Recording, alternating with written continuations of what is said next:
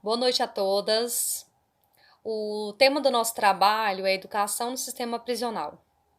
E o grupo é composto por mim, Débora Ribeiro, por Débora Ávila, Fabíola Moreira e pela Maria Helena Pires. Eu abro o trabalho trazendo para vocês a Constituição Federal Brasileira de 1988, onde nela o artigo 205 fala que a educação é direito de todos e dever do Estado e da família, né? Será promovido e incentivado com a colaboração da sociedade, visando ao pleno desenvolvimento da pessoa, seu preparo para o exercício da cidadania, sua qualificação para o trabalho. Então, aqui determina que a educação é um direito de todos, né? E isso inclui a população carcerária. Temos também a Lei de Execuções Penais, onde determina o direito da educação para essa população carcerária. Eu trouxe dois artigos. Um é o artigo 83, que diz que o estabelecimento penal, conforme a sua natureza, deverá contar em suas dependências com áreas de serviços destinados a dar assistência, educação, trabalho, recreação e práticas esportivas. E também serão instaladas salas de aulas destinadas a cursos do ensino básico e também do ensino profissionalizante. Já no artigo 126, diz que o condenado que cumpre a pena em regime fechado ou semiaberto poderá remir por trabalho ou por estudo parte do tempo da execução da sua pena. Mesmo tendo essa lei de execução penal, que prevê o direito da educação escolar dentro do sistema carcerário, sequer 13% dos presos têm acesso a essas atividades educativas. Os dados são do Levantamento Nacional de Informação Penitenciária, o Infopen, divulgado em 2017. Temos também a LDB, Lei de Diretrizes e Bases, onde no artigo 2 diz que a educação é dever da família e do Estado, inspirada nos princípios de liberdade e nos ideais da solidariedade humana. Tem por finalidade o pleno desenvolvimento do educando, seu preparo para o exercício da cidadania e para a qualificação no trabalho. Já no artigo 5 diz que o acesso ao ensino fundamental é direito público e subjetivo, podendo qualquer cidadão, grupo de cidadãos, associações comunitárias, organizações sindical, entidades de classe ou outra legalmente constituída, e ainda o Ministério Público acionar o poder público para exigi-lo. Então, meninas, a educação prisional no Brasil, ela tem uma árdua tarefa que é a inclusão, né? Não só quem a sociedade exclui, mas também quem a escola abandonou. Dos quase 800 mil presos em todo o país, 70% não concluíram o ensino fundamental, 92% não terminaram o ensino médio, 8% são analfabetos e menos de 1% ingressou ou tem diploma de ensino superior. Para vocês verem os dados. Além do pouco acesso à educação, a população prisional também enfrenta uma série de questões, como as graves constantes violações desses direitos, expressas em violências físicas, morais e também nas condições muitas vezes muito precárias dos presídios. Para vocês verem, o sistema carcerário brasileiro inteiro tem capacidade para 368 mil vagas. Hoje ela abriga muito mais que o dobro de presos, que não tem alimentação, não tem higiene e muito menos infraestrutura adequada. Se o presídio tem escola, para frequentar essas aulas, basta que o detento demonstre algum interesse. As matrículas são realizadas priorizando quem não concluiu os estudos, né? Caso não haja vaga, existe uma lista de espera, onde eles ficam inscritos nessa lista. Caso algum detento desista ou algum detento que está estudando seja liberado, né, cumprida a sua pena, eles são encaixados nessa vaga. Quando eles são matriculados, para incentivar os detentos a estudarem, a participar, existem uns benefícios referentes às penas.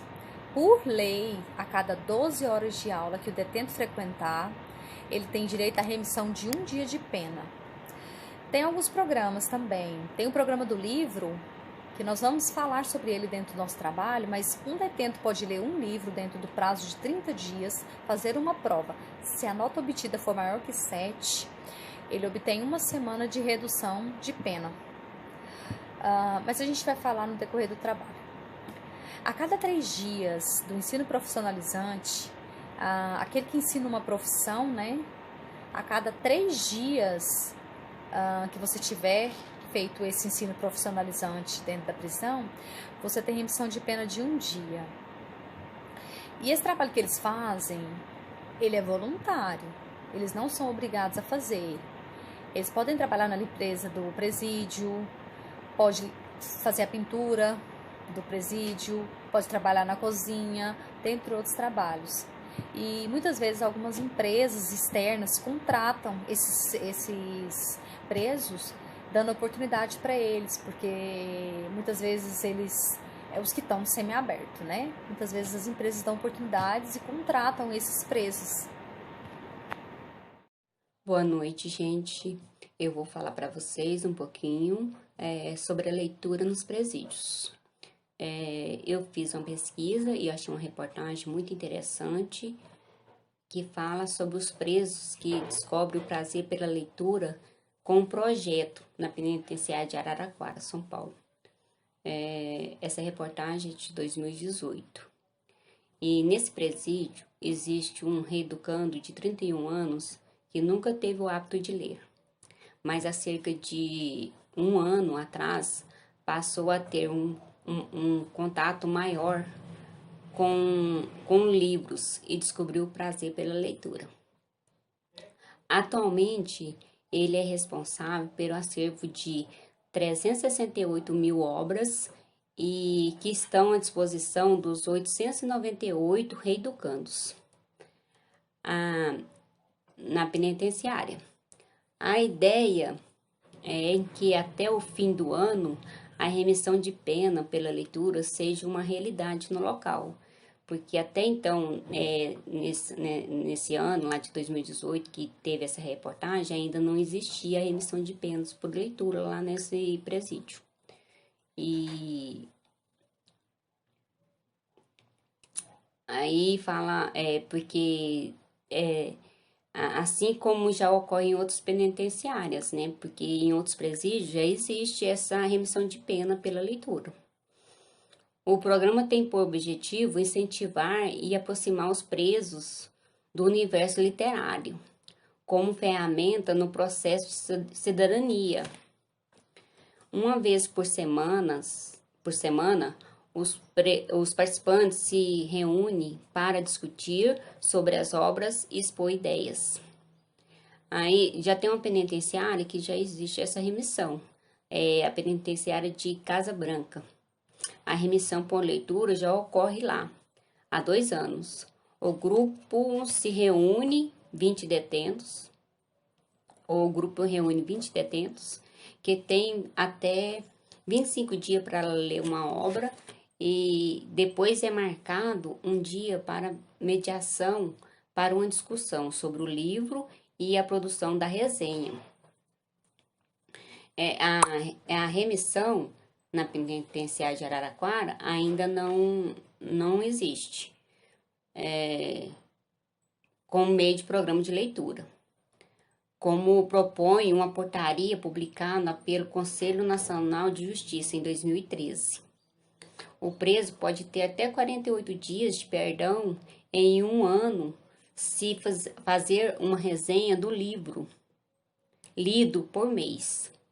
Eu achei esse projeto muito interessante, né? Porque o preso tem a oportunidade de redimir sua pena através da leitura e além de tudo, vai ter um desenvolvimento maior sobre o preso, né? Ele pode progredir através disso, depois pode seguir os seus estudos, formar e ter uma nova oportunidade na sua vida, né? Então, eu vejo assim que a leitura é muito importante. É muito importante e contribui muito para todos nós. Em Pernambuco, há um presídio chamado Rorenildo da Rocha Leão. Então, é um presídio para homens. Dentro dele é uma escola que tem 5 salas de aula, biblioteca e banheiros. São 347 estudantes com idades entre 18 a 70 anos. São 10 turmas, 11 professores e uma diretora. Então, nessa escola, esses detentos aprendem sobre os conhecimentos científicos, como matemática, português, geografia, história, dentre outros, mas também há projetos voltados para promover a paz, já que esses locais, eles contêm pessoas violentas, facções diferentes, essas pessoas elas estão estressadas porque elas estão enjauladas. E tem também o projeto da educação voltada para os direitos humanos, que essas pessoas vão aprender sobre os seus direitos, porque muitas delas, elas chegam lá, elas são maltratadas, são tratadas como lixo, e elas acabam se sentindo também como lixo, e elas aprendem que não é porque elas cometeram crimes que elas deixaram de ser humanas. Então, a educação é uma forma também de aumentar essa autoestima dessas pessoas e resgatar a dignidade que foi perdida.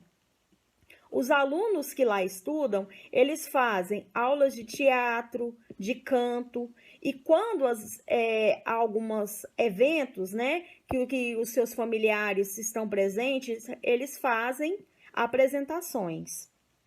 E os professores de lá, eles dizem o seguinte, que um dia essas pessoas, elas vão voltar para a sociedade, e elas têm que voltar como pessoas melhores.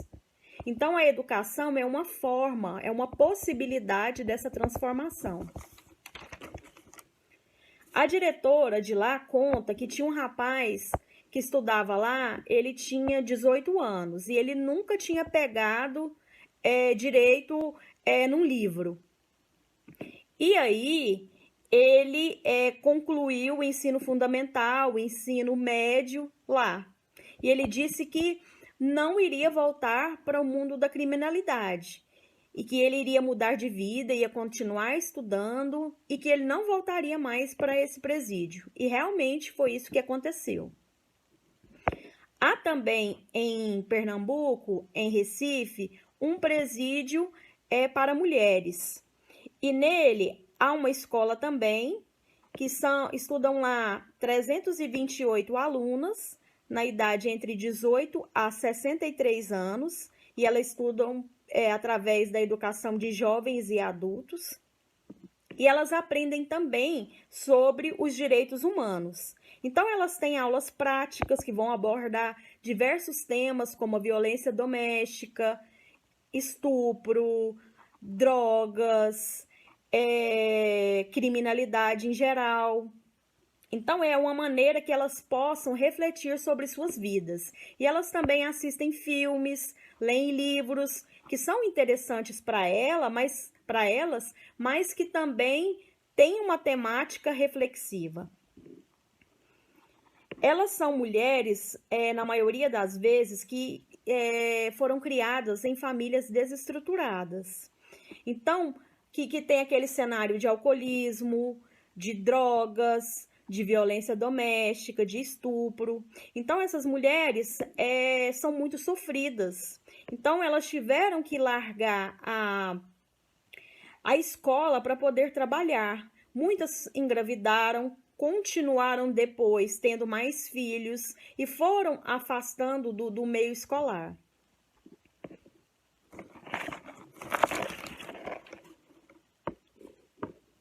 Então, não é porque essas mulheres elas têm uma baixa escolaridade que elas não são inteligentes. Elas têm as suas habilidades, seus potenciais. E através dessas escolas que existem nos presídios, isso aí é resgatado. Então, nesse presídio, elas aprendem fazer músicas, as letras das músicas, elas jogam xadrez, elas pintam quadros, elas fazem as leituras. Muitas dizem que elas nunca pegaram num livro, né, um livro literário. Então, elas nunca tiveram essa oportunidade, porque na casa delas, muitos dos pais eram analfabetos. Então, elas não tiveram esse estímulo para estudar. Elas não achavam que a escola poderia dar uma vida melhor para elas. Então, muitas vezes, elas disseram que entraram no crime porque viram um mundo mais fácil. Um mundo mais fácil para ganhar dinheiro, para sustentar os seus filhos. Há um projeto nesse presídio que é o das mulheres inspiradoras. Então, os professores levam pessoas bem-sucedidas através da educação, como fisioterapeuta, médicas, enfermeiras, cabeleireiras, que vão dar esse exemplo e mostrar para elas que elas também tiveram suas dificuldades e elas conseguiram ter um sucesso profissional. Então, a cadeia é um lugar, muitas vezes, muito desumano, com superlotação, uma péssima higiene, com comida de baixa qualidade, não é permitido celular. Então, essas pessoas, elas precisam ocupar o seu tempo da melhor forma possível. Então, através daquela educação convencional e da educação profissionalizante, esse tempo é um tempo útil. Então, elas se sentem úteis, além de adquirirem conhecimento. Vou falar sobre as modalidades de ensino dentro do sistema prisional.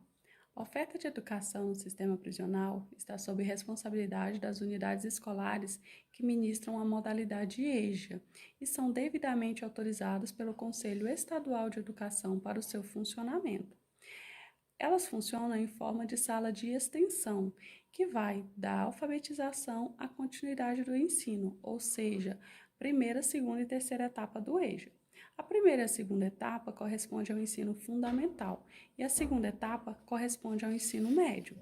Tanto em São Paulo, Alagoas e Goiás, funciona em forma de salas multisseriadas, que são salas onde o professor ministra a aula para alunos de idades e níveis de conhecimento diferentes. Os PEPs, que são os Planos Estaduais de Educação na Prisão, também dão conta de um ensino profissionalizante. Esses ensinos, eles se baseiam em cursos que exijam um nível mínimo de escolaridade e algum tipo de força física. Esses cursos são nas áreas de pedreiro, pintor, costureiro, cozinha, artesanato, esse tipo de curso. No Rio de Janeiro, no presídio Evaristo de Moraes, tem o CE Anacleto de Medeiros. Esse CE, ele é uma escola considerada escola regular. Os reeducandos que estudam lá, eles têm a chance até mesmo de participar de programas, como, por exemplo, a Olimpíada Brasileira de Astronomia e Astronáutica. Um deles ficou em terceiro lugar, entre cerca de 700 mil participantes. Outra vantagem deles estudarem nessa escola é porque, ao sair, eles recebem um histórico com o nome de uma escola regular e não do presídio, como geralmente acontece. Sendo assim, eles não sofrem tanto preconceito. Em Goiás, tem uma parceria entre a Secretaria de Segurança Pública e a Unifam, Universidade Alfredo Nasser, onde é oferecido bolsas integrais tanto para homens quanto para mulheres que estão no regime semiaberto ou aberto. Eles também podem fazer cursos profissionalizantes no Senai e no SESC. No presídio feminino Consuelo Nasser, no Complexo Prisional de Aparecida de Goiânia, não há uma escola dentro do presídio. Sendo assim, as presas, elas estudam no Colégio Estadual Dona Lourdes Estileite Teixeira. Vou falar também sobre o Enem. O Enem, desde 2010, ele é aplicado dentro dos presídios, com o nome de Enem PPL. Ele tem o mesmo nível de dificuldade do Enem regular, mas ele é aplicado após o Enem regular e em dias úteis. Para participar, o preso ele tem que fazer a solicitação assinando um termo de adesão, compromisso e responsabilidade, que é feito online, após ele solicitar para o supervisor pedagógico da unidade. Sendo assim, após solicitar, ele pode fazer a prova no dia agendado. Essas provas, elas são realizadas tanto em presídios, centros de detenção provisório, instituição de medidas socioeducativas e cadeias públicas. Então, esse foi o nosso trabalho. Boa noite a todos.